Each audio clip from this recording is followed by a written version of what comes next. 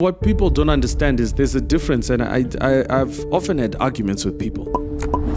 A like is not a customer.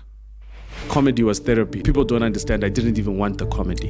For me, it was a survival tactic. I didn't know how I was going to cope. Now all we have are just journalists who are basically saying, Diana Pera. I often think that there are conversations that should not be happening on social media. A lot of industries are very protected in terms of like what we call trade secrets. Now we know for a fact who's earning what.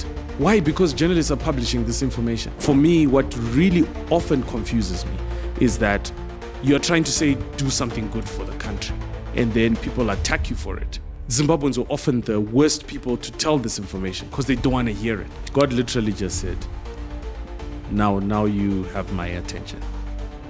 Let's talk now. So the funny thing is that when was the last time you cried? Was it this morning? Yeah, it probably was that close. The older you get, I'm like crying and toilet breaks have become very synonymous with each other. So like probably half the time when I go to the toilet, I've probably gone there to just like shed off some, Ladies and gentlemen, welcome to another exciting episode of The Bold Exchange. I am joined by a very special person to me personally. He's an internationally touring stand-up comedian, chef, entrepreneur, like he wears many hats, but he's got none right now. Carl Joshua Ncube. Welcome to the show, sir. Thank you. Thank you for having me. Just out the gate, I wanna share a story with you. Like us coming, like I remember me coming to Harare and wanted just to be in the creative space, and I remember sitting. The first time I actually meet you is I come as a +1 at your flat and you cooked up a storm. I think I was with Amara at that time. Right. Like, yeah, I was a +1 for Amara, and I'm like, yo, it's a blast vision, guys, kind of spark, and even just then following you from there and just having conversations with you, it inspired this whole creative movement and this whole. You're one of the few people that inspired me to say, you know what, sky is there's no limit in this life thing, and I would like to say thank you, in person. Thank you very much. But no, thank you. I learned from you guys how to use Twitter. So I didn't quite understand the language at the time. So I think I've always just appreciated how much you get from people who are younger than you because they know more. All right. But younger people don't know they know more than you.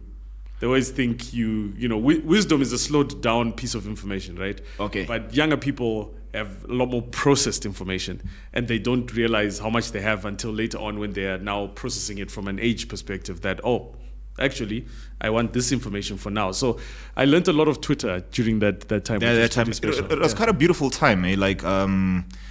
I remember, was it Illuminati?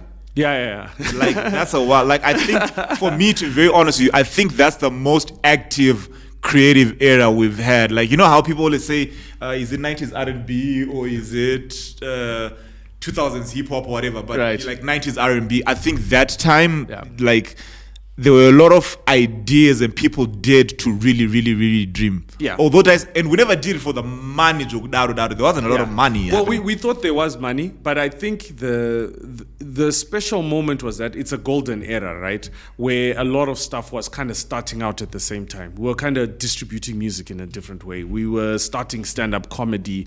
We were using the words monetize. We were social influencers for the first time. We were understanding how to build Facebook pages for business. We were consultants for people. There's so many different things were happening all at the same time, and it was kind of an amalgamation of so many technologies, skills, people, personalities. Whereas now people, they have that knowledge, right? But you remember at the time doing comedy, you weren't even allowed to perform comedy at the time. So talking to the police and whatever it is, we knew there were systems and that's why we had to create a system. We even tagging it and saying it's Illuminati was us saying that we actually have to be a system in order for us to survive and grow. I had to have 10 Diamond and Junior Brown opening one of my shows, for example, because we didn't have enough comedians who were going to be able to open for me at an HICC. So it was quite an interesting phase and a necessary one. And you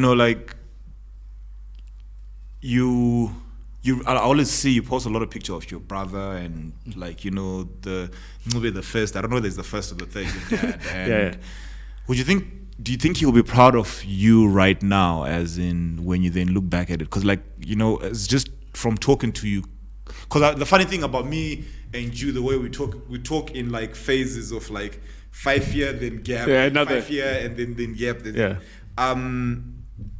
There's a lot of, I sense a lot of maturity, I sense a lot of growth, and a lot of, like you said, slow down information. That's wisdom in you.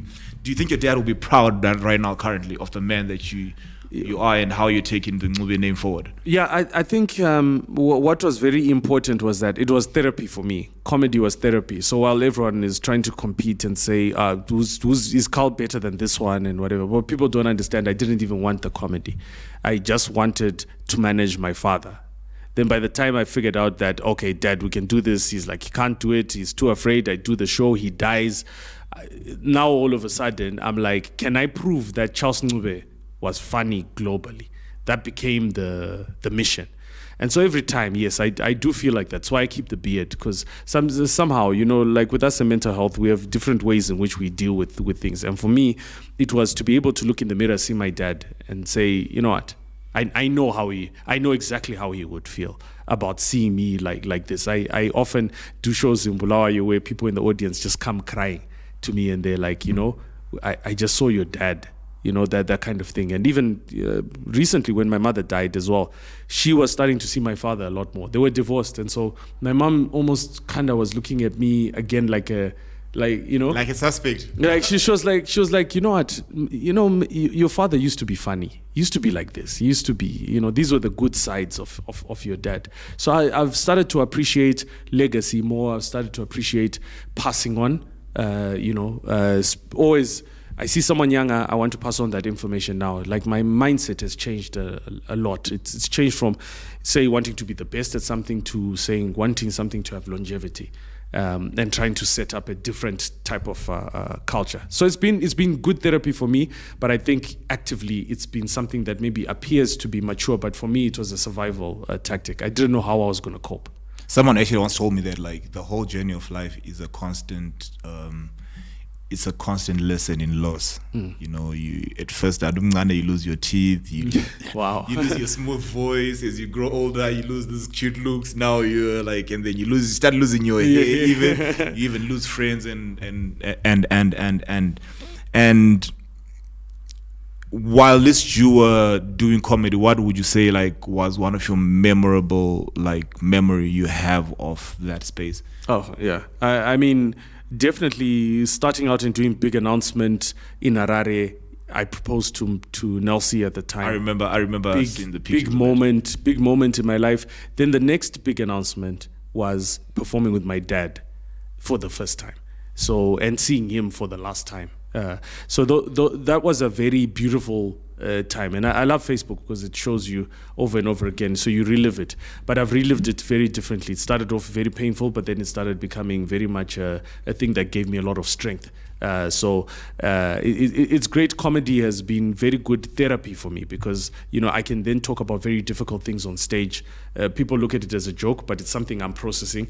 And then you look at it later on, that joke becomes the thing that helps you actually to, you know, move on from certain issues. And, you know, those memories are the things that carry you even in business. You speak a lot about therapy, and just as a disclaimer, guys, there's going to be a lot of references that might be dark humor and you might not find humorous. So I'll be crossing the line. Right, but like you speak of therapy, like what did you need therapy for? I dealt with loss at a very, very young age, and I only started, I think my only form of therapy was when I then got sober, and that's when I then started having those difficult conversations with myself. So what therapy were you looking for at that time? Because like, I mean, you just come back from the UK, like you had a dream wedding. Actually, literally looked like a dream because I mean, like you're on the beach and you know in the Bahamas and all white parties before they were. I'm like, this guy's life is popping. So what therapy are you seeking at that time? You know what, I grew up in a very difficult time. So imagine we're coming into 1980. Carl Joshua Ncube was born in 1979. Ndebele father, Shona mother, they break up. Sleeping with the enemy. Yeah. You're living with relatives who, on the one hand, you're the Ndebele dissident, you're at, and then Shona, it was a very difficult period for me because I didn't have my parents and I was moving around between relatives. And so all of this baggage, I never dealt with. So I want you to imagine this starts creeping up in my 30s. All right. And so I'll have a conversation with my wife and a fight with my wife. And then I'll regress into being like this 5-year-old Carl all the time, So you want to leave me. So you want to act like my mom. So you want to, and those kind of things. And I found it very difficult to process. So while I started in comedy thinking, I'm going to be funny, ha, ha, ha. When my dad died, then it really hit home so hard. It was a difficult thing because, certain things that happened, like even my wife, she, we don't have kids. So there's a time she gets pregnant and then we are on tour. And then before we go to do a show, and during the shows, when you're doing comedy, people don't know you're telling the same jokes over 4 nights, for example. Oh, yeah. And so when it's you like get a robot routine, but you get booked for that. Yeah. You get booked for a show like that. So imagine you are having to discuss on stage how happy you are to be a dad, knowing back at the hotel your wife is having a miscarriage. And so those kind of things that you're like, and so when you are now trying to process and how people talk to each other on social media and you're trying to promote Zimbabwe and all of these things, they come and you're not dealing with them. And so comedy became that was my escape. And I needed that therapy because even as a creative, people think creatives know, I think our self-esteem is very fickle in the sense that, those closest to us can shoot down an idea. And it's like literally, that's the collapse of an entire... Exactly. And so sometimes you need an escape. You need an escape where you go on stage where people feel like, oh yeah, you're there and you are their best friend for a moment. But really, you're actually there because you need to offload some information. You need to get some stuff off your chest. And those people laughing back at you is kind of a gratifying sort of vibe or feeling you get. So it's very important. And like you spoke about something. You said something that you moved around, and then like you're talking about partly rejection or whatever. Of which it wouldn't be rejection at that time, but like I totally can relate to what you're saying when you talk about when you feel probably everyone who matters to you probably left you or died on you. Does that then affect how your attachment style and how you love the person that you love? Like when you then mention, so you want to leave, because like, how, and people don't even understand this, that you probably, as a creative, there's always this constant state of something's about to go wrong. Right. Because every single time, like what you said, that, after I perform with my dad on stage, then he passes on. And then after I'm like, I'm about to be a proud dad, and then this happens, and then do you feel that then influences your attachment style and the way you love Nelsie loudly and like you like? Yeah, I think 2 things. I think Nelsie has been very good in the sense that we've been friends for such a long time.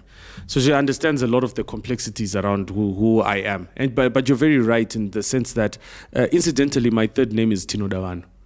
And so I thought that was a caricature. Yeah, I took that to heart. I took that name to heart more than anything else. My business model, everything is based on Kudavan. All right. And so for me, what really often confuses me is that you're trying to say, do something good for the country, and then people attack you for it. And you struggle with that because you're like, I only do this for the love of people. I only do this because I'm like, you know what? When we got into the rural space, we were not doing it just for us. We were saying we wanted to share knowledge that we know. We've seen something and want to share it with you. But Zimbabweans are often the worst people to tell this information because they don't want to hear it, right? And so it's a difficult thing to deal with that. And so I felt like comedy for me also, it's been very absent because I haven't done comedy for a while. And that was my only place to get this therapy, this help, because I could then wear the face of the person I hate, say that in the comedy, so I can attack a person and it's okay for me to do that. I can vent, I can shout it, I can do all of those things. But you can't do that with food. You can't do that with writing. Can't do that with a lot of different things. So yeah, it's a big struggle generally on a daily basis for me. And like you speak about struggle. Are you on a spectrum of like ADHD? Because I personally am, because I've got so many crazy ideas, right? Yeah. And then I think the ideas I execute are only like about a percent of like what goes through. Like, how do you manage that? Because like at one time you can be a graphic designer, you can be a video. I remember you did you can be a graphic. Okay, you can be actually a designer, design the Namagong, go and shoot like 5 videos. Like I remember that time when you shot 5 videos, the Hope one and the 10, right? And then leave that and be like, you know what? I feel like let me cook some high foods with my and like I mean. I know that's the fun part, and people think that, wow, that's creative. Take me through the hard part, and because I understand the hard part, that's the anxiety, that's the constant thinking of what if this doesn't work. And people don't even understand. They always see us showing up to the world as confident human beings, but at the back of the end, it's like you're always in a constant state of anxiety. Like, how do you deal with that? Well, firstly, you know that iceberg, the iceberg sort of analogy where, majority of the iceberg is below the water. Yeah. So what people see is maybe the top of the water. So I'll level with you. I'm a highly organized human being. Like, as in, Nelson is a highly organized human being. No, I am a highly organized human being. Like, what I mean is a lot of the traits that people don't see. They don't understand how much of a bird's eye view I have of everything. I am extremely organized. I know exactly what I want to do, when I want to do it, and why I want to do it, right? I know how to mobilize those I need to be working with and why I need to go about doing it. I'm not a fluke, if you get what I'm saying. I used to run the biggest advertising agency in this country. I'm not a fluke. So I know how to organize collaboration. Talk your talk, my guy. Talk your talk. So this is the first and most important bit, is understanding what it is. Because a lot of people, when they see, I try to explain to them, but people don't get it. There's cakes and ovens, right? A cake is something that's predetermined. Vanilla cake, strawberry cake, it's got its own recipe. And then there's ovens. Ovens can make a bunch of different things. So most people identify as cakes. I identify as an oven. So I'm a tool. So you don't say to a hammer, don't hammer nails or screws, or don't break rocks, because a hammer can, right? But once a hammer sees itself as like 2 pieces of wood and a nail stuck together, it's limited by that. So all people on the outside are looking and they say comedian. What they don't understand is that it's global reach. I wasn't performing comedy. I was setting networks. Because when you set networks, you are opening influence. So when you are then coming around with the product you are looking to sell. So for example, Destination Zimbabwe becomes very easy to be able to go around the world and say, because I'm activating spaces and connections. And that's what I pride myself in, is the organization of stuff. So people call me a creative. I'm a spreadsheet guy, actually. I organize all of my data. I need to understand. So everything that we've been doing, it all makes sense. When I sit around a fire and I'm cooking a pig on a spit, or I am going to Victoria Falls just to show you that it's not dry, there's been a game plan way before all of this that allows me to be able to do that allows me to activate the things that I activate. It's all about organization. So it's weird. Most people will look at creatives and they'll say, and creatives make the mistake. You go into OK and you pick a product and you say that's the creative. No, the creative is the supermarket. The supermarket is products that suit every type of occasion. So if you look at my tools, I use the same laptop, the same phone. I haven't changed my tools. I just changed my application. So when people are defining me by comedy, it's like, yeah, it's great, you know me as a comedian, but I never told you that's what I was. You are the one who's consumed that. When they identify you as a chef, you're like, oh, yeah. I can cook. Yeah, absolutely. But all of us do that. How many of us cook? I just monetized it. How many of us crack jokes kumabao? I just monetized it. How many people go and argue on social media, typing long paragraphs? I write books. I've just monetized it. The difference is that some people have not been made aware that we were built to do many things. We were not built to be defined as one thing. Interesting. Like you mentioned the whole water Vic Falls story. Like I found that like that was one of the most amazing. Like everyone tried, I saw Blessing had his there, whatever, but yours was like the compelling one. Right. Tell me about that. What went into like creating that video? You know what? Sometimes you need to be able to harness anger, not stop it, right? So the first thing that happened, I got very angry. I got extremely angry, and then I went online and I shouted at a bunch of people.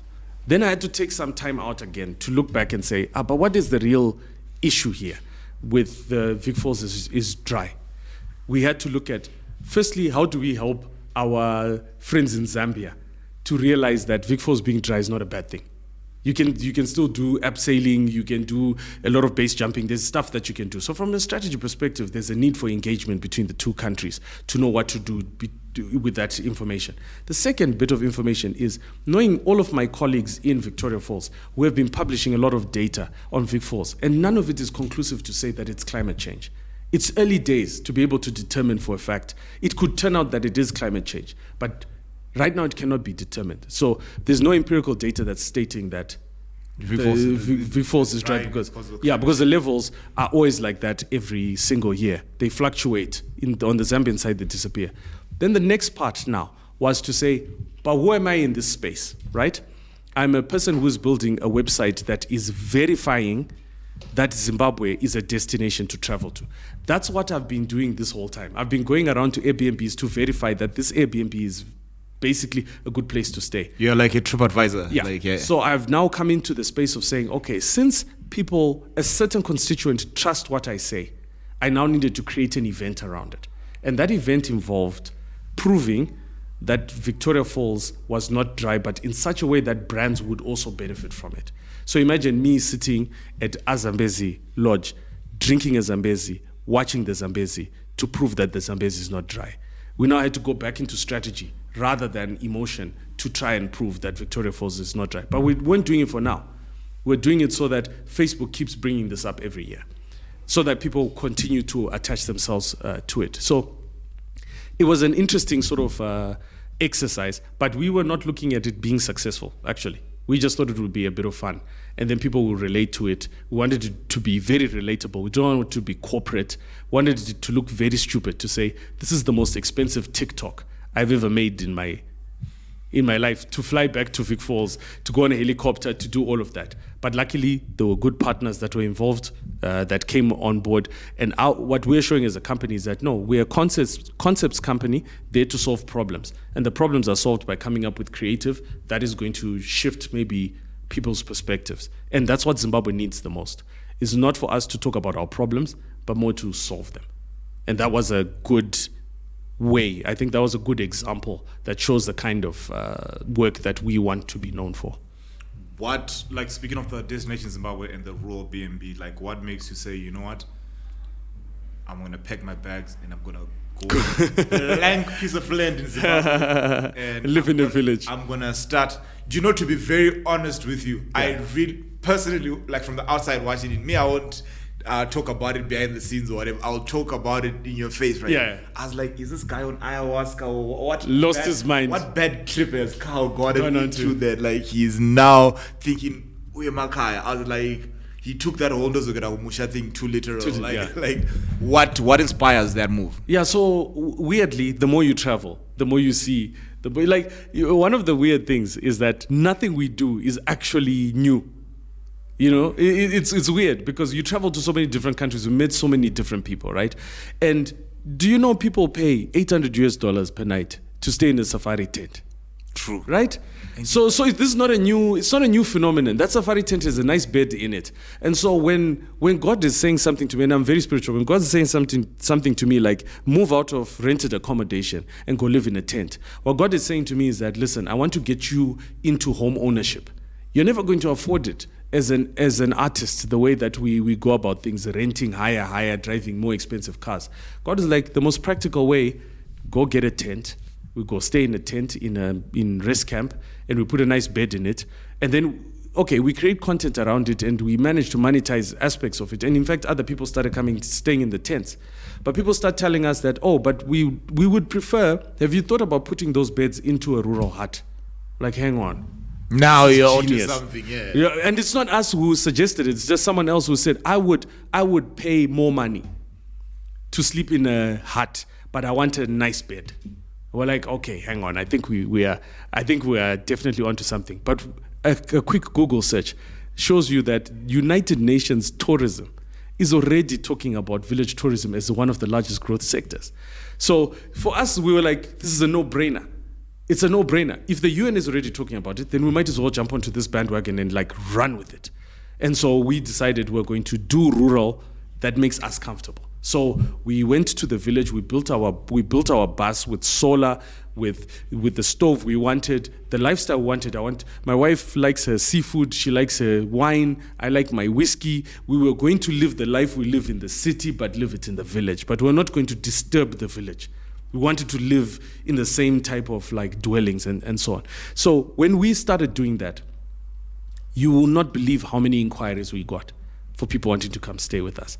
But it didn't even take much time. We were already on the path to this is a business already. So it stopped being we made a life decision. It became more, imagine you're now being invited to speak in Mexico at a conference called the, a conference for brilliant minds.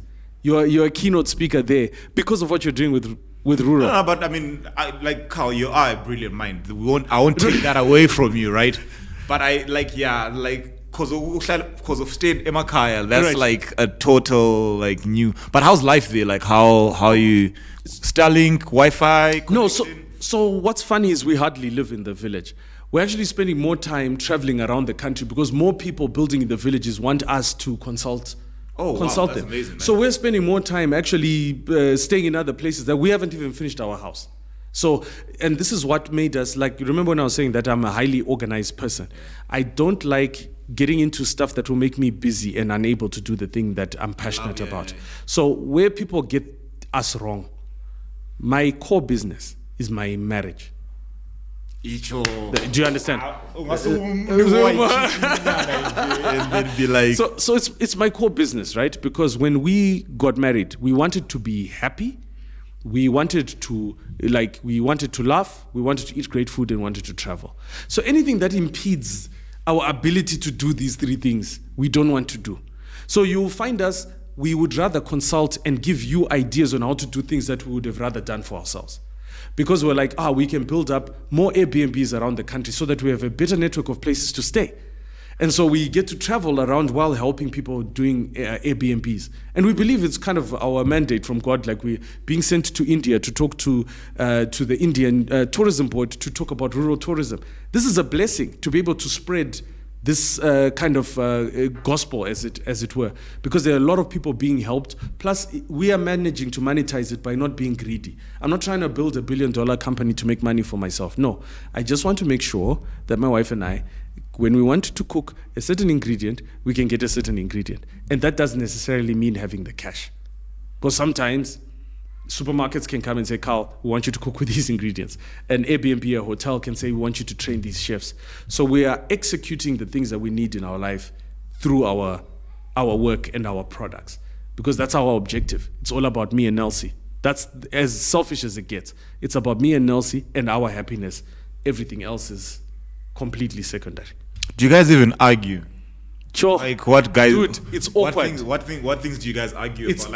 Like Yeah. Because every single time I always see it's like you're always like in this joyful mood. It's either you're on the move or you're in this joyful mood. That's, yeah. Yeah. So we fight a lot about non-existent things, like problems that haven't happened. Yeah. My wife and I will argue about dreams, like you're cheating on me in that dream. Like, oh yeah, no, you are mine. Or you. I wish there were those. No, the types of things that we argue about is that I'll wake up in the morning, and I'll say to Nelsie, so Nels, I'm thinking next year we can let's do Africa. I'm thinking let's do 52. Let's do 52 countries. I want to meet 52 chefs. So I work backwards. I work with a big plan. Nelsie and I will argue about it. Like why are we going to Somalia before Kenya? That's our argument. Before the ticket has been booked and before We don't even know. That's what I'm saying. Right. Yeah, so we were arguing. Nelsie was arguing. No, the helicopter, like with the Vic Falls thing. No, the helicopter ride has to happen before we do by the riverside. Nothing was booked. But what then happens is that God has a way of aligning. He aligns the entire universe. So what happens? The second conversation we have is someone saying, I've been thinking of sending somebody to go and look up some properties for me in Vic Falls. And we're like, oh, hang on. How long will this take? Yeah. Did you get what I'm saying? So it's our arguing about, and we argue like fierce arguments, silent treatments. We're not talking to each other for days, but this is in the planning phase. And we do a lot of planning. Like if you check on our social media, probably we've been out of action the whole year. Then you see us, it happens. So what happens? I make big announcements on the 25th of May, because that's my new year. And then we do our execution on the 25th of August. That's Nelsie's new year, right? So in between we plan from January. We don't even take gigs. Sit in one place. We, bare bones trying to figure out what we're going to do. Then I've got a big plan. We arrange it. We do all the logistics. We write out a plan of all the countries we want to go to. We announce it online. We list them. We don't even know. We don't even have a cent. By the time we get to August, everybody is jumping onto the story. Everybody wants to be a part of the story because we've laid it bare. We've said to God, this is how it's going to happen. God just aligns everyone. And then you see us from August now executing what people think, when did they do this? When did they have the time to do this? That's where, I don't mind taking time out to organize myself. And I don't mind taking time out to argue with her because we know iron sharpens iron. I'm the guy who thinks up the crazy and the how-to. Nelsie is the one who manages the relationships that make it happen. So she's the one who's even in the first half of my life as a stand-up comedian, I was managing myself and Nelsie was my trainee. So I was training Nelsie on how to manage me. You. So people don't know when the transition happened, but the transition happened at some point where it's okay, Nelsie is now fully managing Carl. But the email addresses that were, when people were receiving emails saying Nelsie Ncube, that was Carl Joshua Ncube emailing you. Because how I organize myself is to say, artist always smiles and says yes. Manager comes and charges. Carl says, I'll come. Sure, I'll do it. But Nelsie deals with is my artist getting paid? Is this and then in between, that's where the fighting happens. So that's when you used the verse submission and which one? The submission verse and what? Oh, the submission. That's what the behind every. And it's beautiful to watch, and then I know Cedric, right, your brother. Yeah. I know Cedric. And then how does, because to families that think that ukuthi is part, because people wouldn't understand ukuthi, so listen sebenzini and you're having Zambezi. I remember the first time, I think I remember the first time meeting you in an actual meeting. I think it was Book Cafe and I'm like, so this is how, I think that's when there was the Tsungis as well were around at that time, and I was like, because me, I was like, it was baffling me that, so this is work. This is you're sitting there in the restaurant and people are having a burger and a beer, and I'm like, okay. So how does family and everyone else around then, how do they do they think you guys are hippies? You're crazy. What's going on? How does those relations work? I think my family thinks Nelsie and I are very irresponsible because the decisions we make a lot of the times, there's a lot of things that you see us do that you think it's finances, right? And it's not. It's partnerships and so on. We've managed to create value for sponsors to give us certain things, to do certain things so that they get mileage from it. And we're doing it because it's a means to an end. We don't believe that everything needs to be charged in dollars and cents, because sometimes you need the dollars and cents in order to get the products that you are looking to get. So what we try to do with our family and what they appreciate is that we can actually come and visit them for a month, 2, 3, because we will be working from Botswana and, and sometimes it's kind of annoying for them because they're like, when are you guys going to When are you guys going to go now? Because now you're putting pressure on our little household. But we can have that flexibility because we don't want to miss out on life. We don't want to miss out on those moments where their kids, don't get to see auntie and uncle Nelsie and that kind of thing. So I think our family kind of appreciates that side of things, but they worry about us a little bit because we end up with health scares that happen, things that like that. And, they're like, oh, how are you guys going to manage? Nelsie gets sick or Carl gets sick and he's in the hospital. What are you guys going to do? You haven't finished your house and, but you guys were on the road. When are you going to be stable? I like what you said. And I get the sense from the minute I started having this conversation with you, from the minute you got here, I get the sense that and I'm slowly realizing it too, that at the end of the day, I like your relationship with money. Like, I hate being a slave to money. I want to have enough money to say, yo, I can do what I want, but I don't want to do things because I need the money. Yeah. I don't know if that makes sense. Yes, absolutely. There's a certain calmness and just, okay, you do what you love and you function at your highest frequency when you know that, oh, listen, I'm not doing this for money. The money is already there. Yeah. Because I feel like there's more to life than a piece of paper with an old man's face. Yeah. And because I want to know what's your relationship with money. Yeah. So for example, we have been taught that this middleman of money. So someone even said it online. It was a funny thing. They said Zimbabwe is the only country that advertises money. Oh yeah. Yeah, and I found that very funny because I've always felt like that. Like, okay, I get it, but what you don't understand is that money is there to translate your value in an incorrect manner so that another person can then benefit from what you're giving. So I'll give you an example. There was a year, 2015, right, Nelsie? I think 2015, I decided to embark on an experiment. We were in Kadoma at the time, we were running a hotel. So I thought, on my private side of things, I'm going to operate using barter trade. And I remember that. And do you know what I found? I found that, so for example, I charge 1,500 for an appearance to do comedy. I found that companies were willing to give me more than 1,500. In other things. Not the 1,500. Right. They were willing to open up, give me a year's account for internet. Give me groceries for a certain amount. They were willing to give me a product. And so when I looked at my budget, I was like, basically what can happen is, classic example, we go and stay in a safari camp, huge, expensive safari camp, $800 per night. How do I manage to do that? I managed to do that because I wanted to connect with the type of people who come to those camps, but I didn't have enough money to go stay at the camp. So I said to the camp, can I be your chef in residence, cook and perform comedy every single day in exchange to stay in one of your tents? You know what? That's a good deal. You're onto something. Yeah. So people make the mistake sometimes when you are doing collaborations is to look at things from your perspective. Sometimes try and look at it from the perspective of the person you want to collaborate with. What can I give them that they need the most? Then structure yourself in there. So I end up in a safari camp, and for 30 days, I met people who can afford 800 per person per night. I remember when I was at, you've been to Mbalaji, man. That thing is beautiful, man. Right. I remember the other time I was in Daytime, like those camps, people are exactly way better than the Hilton. Flown private. Like that thing is way better than a lot of these high-end hotels. Exactly. And a lot of people, what people don't understand is there's a difference, and I've often had arguments with people. A like is not a customer, right? Once you understand your relationship with likes, you understand not to respect them as much as people do. Yeah, people put a lot of emphasis on likes. Eh? Yeah, so you're like, I see a lot of people creating content every day. They've got millions of views and whatever it is, but they don't understand who the customer actually is. And that's a very important thing, because when I was staying in the safari camp for 30 days, I can tell you that the people I met there are not on social media.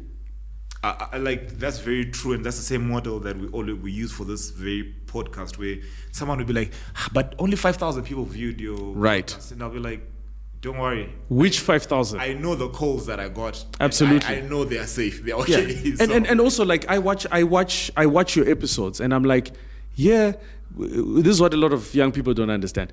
Here is someone connecting with the people he needs to connect to. Yes, there's an audience watching, but the real intrinsic, what people don't actually understand is what happens off camera. Off camera, yeah. Before and after. And so, like, when I'm talking to a lot of these kids, I'm like, we're going to these Airbnbs and lodges, and some of them are very young chefs who are at, college or whatever. And I'm like, dude, you have the opportunity to run a restaurant. You're busy looking for a better job. But I'm telling you right now, you are looking at your future. I'm your future right now.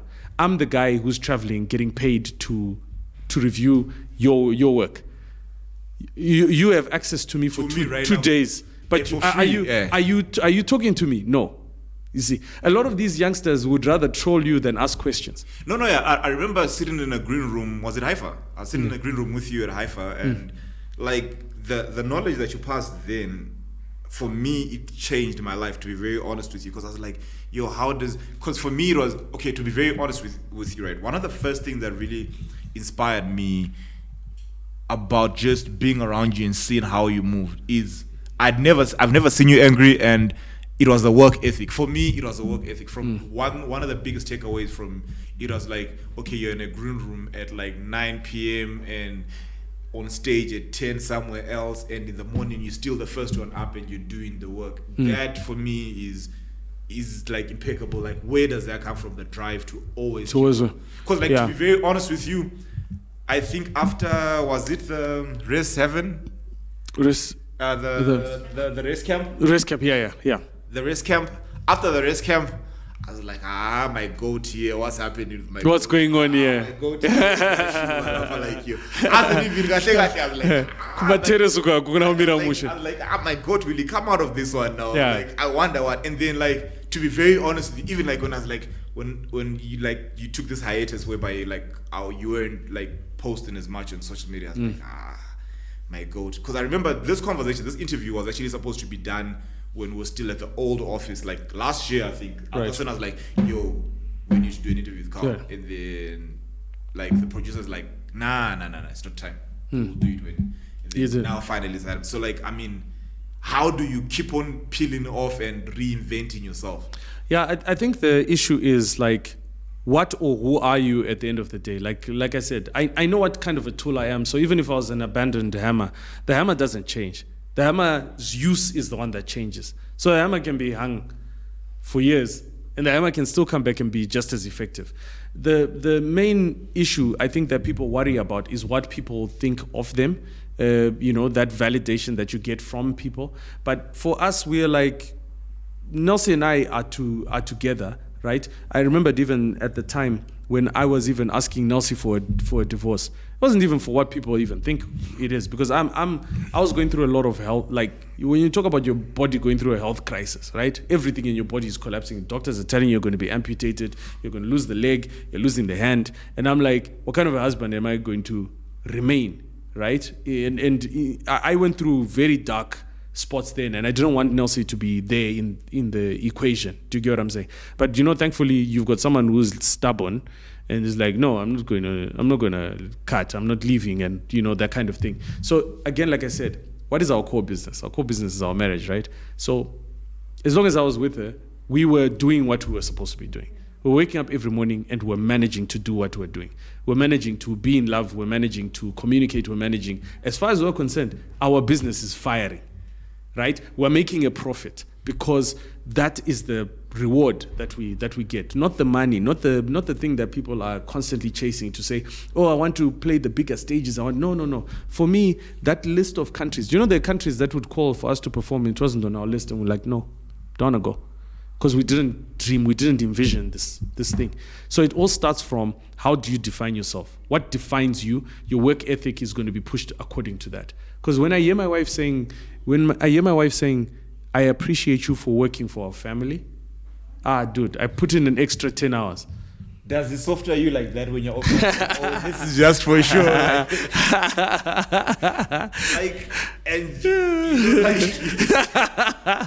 schmoozing today. You spoke of like the health scare, right? Yeah. And like I'm glad that you're introducing some of those topics. You spoke about the health scare, and like my question is, because I'll be very frank with you, even like bumping into you after the health scare, it's just, do you feel that whole I wouldn't call it near death, but I'll call it near death experience. Do you feel like that's when, because like even the aura you bring right now, and like, do you feel like you were born again, or you were reborn, like you rose from the ashes from that point? Do you think that point really made you realize, like, you know what, this life thing is not as complicated as we actually think it is? Yeah, because you know what, God literally just said, now you have my attention. Let's talk now. Let's have a conversation. Let's go back to where, because everything was a distraction. Literally everything was a distraction. We filled our lives with so many different things, but God's like, okay, now I have your attention. Remember, I told you I'll place you at the top of that mountain. Your light, they will come for you. They will come to you because of me. This gift that I've given you, it's not like necessarily, you know, God showed me the spring where water was coming into my hands, and He was telling me to let it go. I want you to let go of the water. And it was a difficult thing for me, because I was like, well, then what happens to my water? Why can't I keep the water? There's a puddle. Like, no, it will become stagnant. Then God shows me that, no, this water that you've been throwing away, I want you to look back. I looked back, became streams, rivers, lakes, oceans. God says, your ability to let go, that's going to be your influence. Do you know the way you articulated that now? Me, I'm actually looking for my wallet. I'm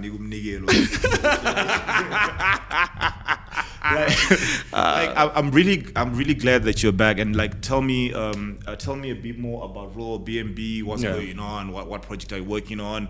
Or going into 2025? What's really going on that? Yeah. So the beauty about the work that we have been doing, we didn't know that a lot of people were paying attention, right? A lot of people were paying attention. Like, I'll tell you some amazing stories about, you know, like the First Lady asking me to be part of a cooking competition as a judge, right? Or even the exercise of training some of her chefs, you know? Things you would never imagine happening. And then consequently, now I'm being appointed a United Nations tourism ambassador for gastronomy, right?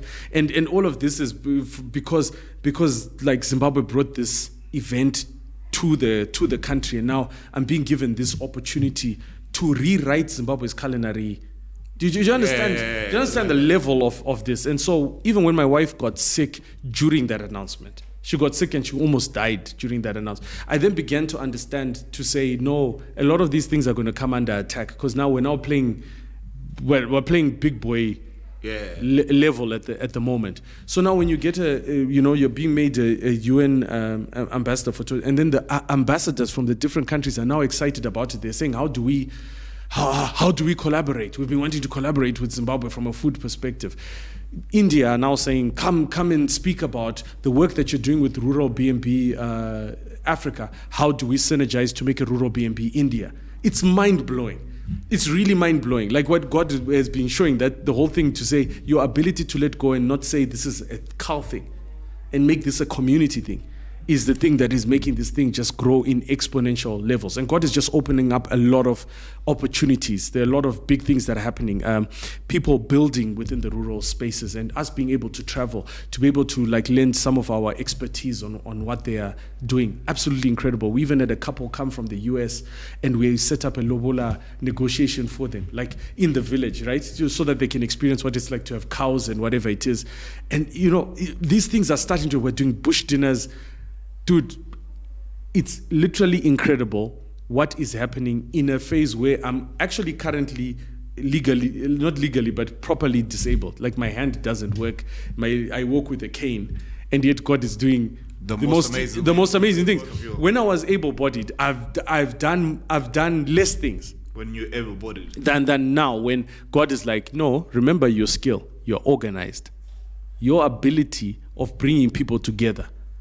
That's your core skill. That's what you are capable of doing. So this doesn't, and it's funny because when my wife and I were dating, sort of, she was like, what part of your body are you afraid to lose? And I was like, the brain, obviously. You're giving us Professor Xavier vibes. Yeah, exactly.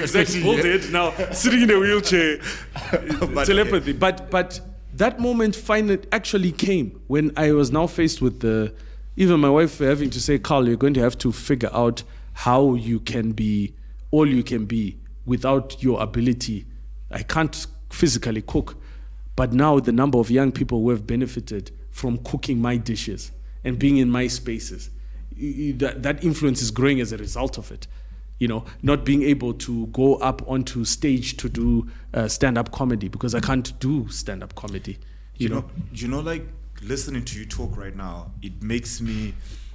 It sounds like someone who's really glad to then depart this earth empty. Like my biggest fear is always like, I don't wanna die while I still have a lot of things. And I feel like you're in a phase where you're pouring out a lot, and that's beautiful to watch, man.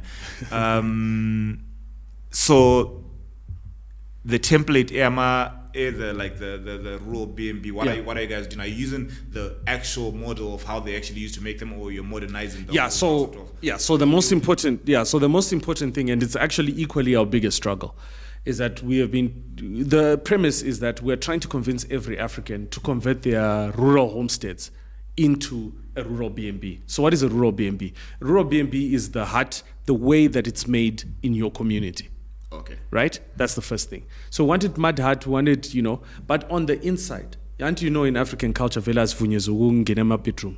So we don't know what people's houses look like on the inside. So you now have the room to be able to fix it the way you want to fix it.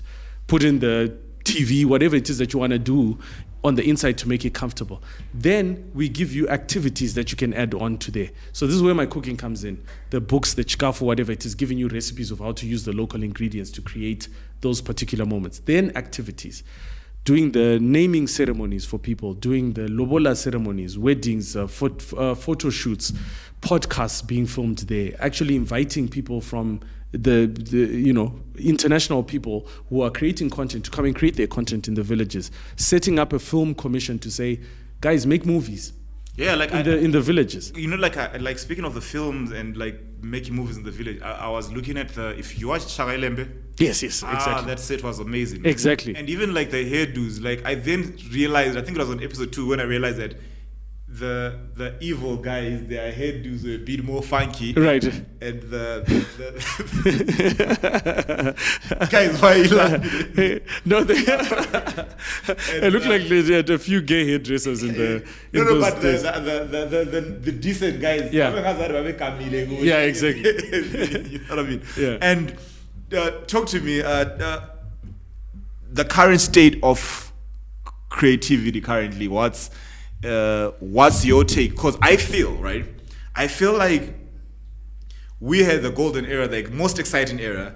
Now we have, and I'm not even trying to, I don't want to take credit for it, but we had people like yourselves and the Sanas and all the creators that are there, the Tsungis and whatever like was happening then, who made a path for these kids to get paid. And it's the disrespect where these kids are like, yeah, you guys never made money off this shit. You guys shut up. Yeah, you know what I mean? What's your take on the current state of creativity? I think number one, we've grown and we need to be in spaces where we continue to inspire. Forget the disrespect thing. We don't, let the kids do what they do. That's what kids do. They disrespect their elders. That happens all the time. So firstly, we must learn to live with that, right? They will also come to a point when the kids do that to them. But we must also inspire a new generation. Like, I'll be very controversial. My wife doesn't like me saying this. She's already. So you see, when the president comes and he talks, the president says a lot of things that allow action. Zimbabwe is open for business. You wear a scarf. You'll say, leave no one behind. Leave no one behind. Leave no man behind. No man behind, right? These are things that you can latch onto to say, oh, I want to do this. I'll give the First Lady as an example. She's pushing the national fabric, local ingredients. So as a chef, what do? You latch on. The unfortunate thing is that the corporates are not doing that, right? So it's an unfortunate state because we now have to only listen to Elon Musk and people in America telling us the future. We're not getting this from corporate. So if you look at the listed companies, you tell me how many CEOs are telling us the future of their products. They're just there for expensive meetings in Vic Falls and come back. Right. So that's an element I feel we really need to look into, because now a lot of our CEOs are maybe posting Bible verses and motivational quotes, but hardly core issues to a younger person who's in telecoms. To say, the future. Who are they following? Who are they following? Who in banking do we go to their Facebook page to understand how the banking sector works? Because what I know is that in comedy, I would make it a point that a younger comic would know how the comedy industry worked. From the booking to the venue. How else are they going to learn? And we cannot do this by saying, we're making these workshops that are $200 a person to buy in, because they're kids who want to know how to get into certain industries. So maybe it's more an appeal from a corporate perspective to say, listen, Steve Jobs, they have annual events. These companies have annual events at Disney, whatever. They would have annual events where they tell us these are the new products coming. This is what we should expect. But we're kind of not getting that. We get like a product launch, right? We get a product launch, but we're not getting that research and development to say, well, what is the thinking? What is the logic? Why are we inspired to go there? Are we Bill Gates saying, I want a computer in every household? Are we Elon Musk saying we want to take mankind to Mars? That, because if the politicians are already saying something, what are the corporates saying? Because they are the gap between policy, private sector, and the people. So if they are not, they can't be. We can't hear the same. We can't be talking exchange rates. Do you get what I'm saying? I want to know which corporate has an 11th floor where only innovation is happening. Right? Where are the little companies being bought up by the bigger companies because they've suddenly come up with an idea? All right. Right? There are kids creating wines somewhere. Where are the bigger companies swooping in and saying that, okay, we'll buy your company for this much? And absolutely. Where are the acquisitions happening? Those are the kind of things that I kind of feel like it's kind of missing. So you see that even in the arts sector, to say, okay, fine, what are the big bodies that are going to be sitting there to say, how do we make sure that we've got new artists that are coming up? Now all we have are just journalists who are basically saying, Ndiana Pera.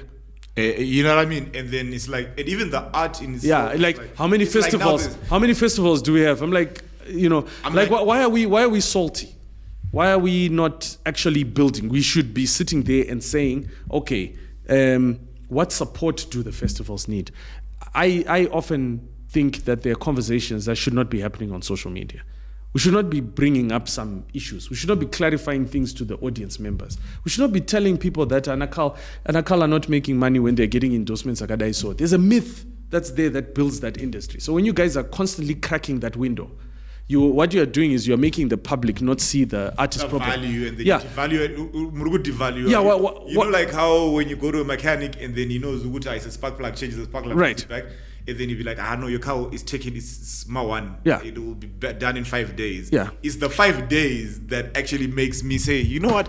It took 5 days to fix this thing. Right. Oh, it's worth your money. Yeah. So a lot of industries are very protected in terms of like what we call trade secrets. The art sector doesn't have a trade secret anymore. Now we know for a fact who's earning what. Why? Because journalists are publishing this information. Why are they publishing this information?